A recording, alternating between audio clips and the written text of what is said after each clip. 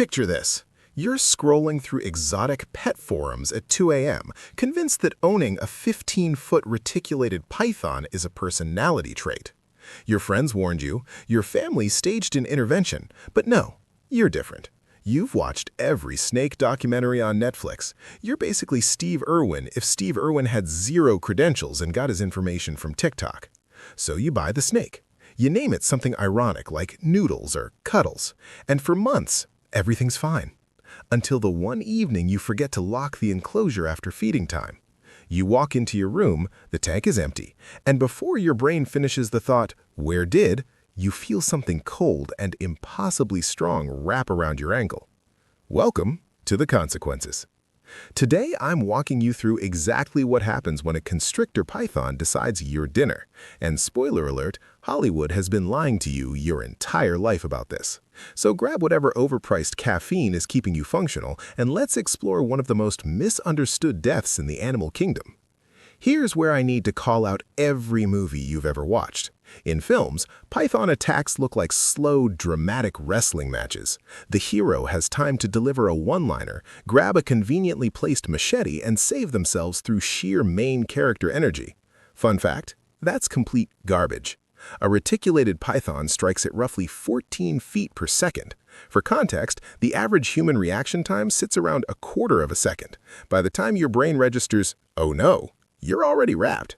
There's no heroic struggle. There's no reaching for weapons. There's just you and several hundred pounds of pure muscle that has been evolutionarily perfected over 60 million years to do exactly one thing: squeeze the life out of things.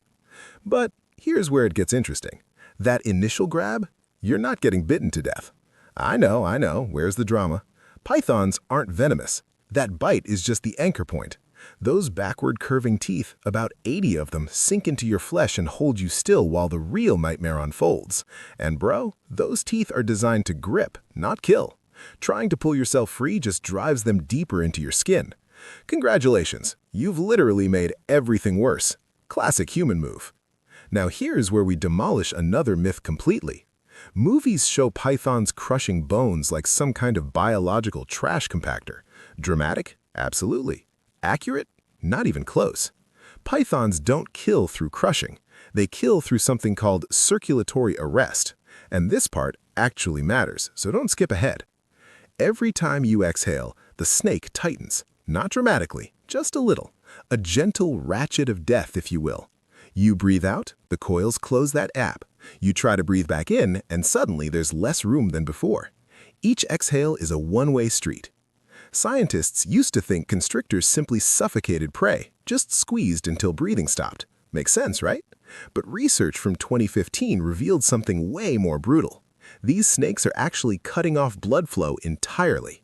The pressure compresses your veins and arteries simultaneously. Blood can't return to your heart properly. Your blood pressure spikes dramatically, then crashes just as fast. Your heart, that dumb little muscle that's been working overtime your entire life, suddenly can't fill between beats. It's called circulatory failure, and it happens terrifyingly fast. We're talking losing consciousness within seconds, not minutes, seconds. But since you clicked specifically to know what this actually feels like, and let's be honest, we both know that's exactly why you're here, let me walk you through the sensory experience of becoming snake food. First, the pressure. Imagine the tightest hug you've ever received from that one aunt who doesn't understand personal space. Now multiply that by roughly 1,000. A large python can exert over 12 psi of pressure around your torso. For reference, that's enough force to collapse your cardiovascular system like a cheap juice box. You feel your ribs compress, not break, at least not immediately, but press inward against your lungs in ways your body was absolutely not designed for. Your diaphragm, that dome-shaped muscle responsible for letting you breathe, simply cannot move anymore. You're trying to inhale, but there's nowhere for the air to go. Your vision starts tunneling almost immediately. Your brain, being the drama queen it is, starts panicking because oxygen isn't arriving on schedule. You might thrash, you might try to scream, but every movement, every desperate expenditure of energy just burns through your remaining oxygen faster. The vibes are immaculate. And by immaculate, I mean you're absolutely cooked. Here's something that'll either comfort you or terrify you even more. This whole process is fast. We're talking maybe 30 seconds to unconsciousness in most cases, perhaps a minute if the snake's positioning isn't perfect. The heart stops shortly after. Without blood flow, without oxygen, cardiac arrest follows like clockwork. And no, there's no miraculous recovery here, no last-second rescue. By the time someone finds you, if someone finds you, it's already over. Fun fact, large pythons have been documented killing adult humans in under 3 minutes total. 3 minutes! That's less time than it takes to microwave a frozen burrito. Really puts things into perspective, doesn't it? Now here's the part most channels won't tell you. What happens after you're gone? See, pythons aren't killing for sport. They're investing serious energy into this meal. So once you're confirmed dead, and snakes are weirdly patient about double-checking, the swallowing begins. Starting head first, that jaw essentially dislocates in ways that would make any horror movie jealous. The bones literally separate to accommodate prey several times wider than the snake's own skull. And you're slowly, methodically worked down that throat through rhythmic muscular contractions. Digestion takes days to weeks depending on your size. Stomach acids break down everything, bones, clothes, that phone you never used to call for help. All of it. So, what's the takeaway here? Maybe don't buy apex predators as pets because you think they're aesthetically interesting. Maybe develop some respect for 60 million years of evolutionary perfection. Maybe, and I know this is crazy, listen when literally everyone in your life tells you something is a catastrophically bad idea.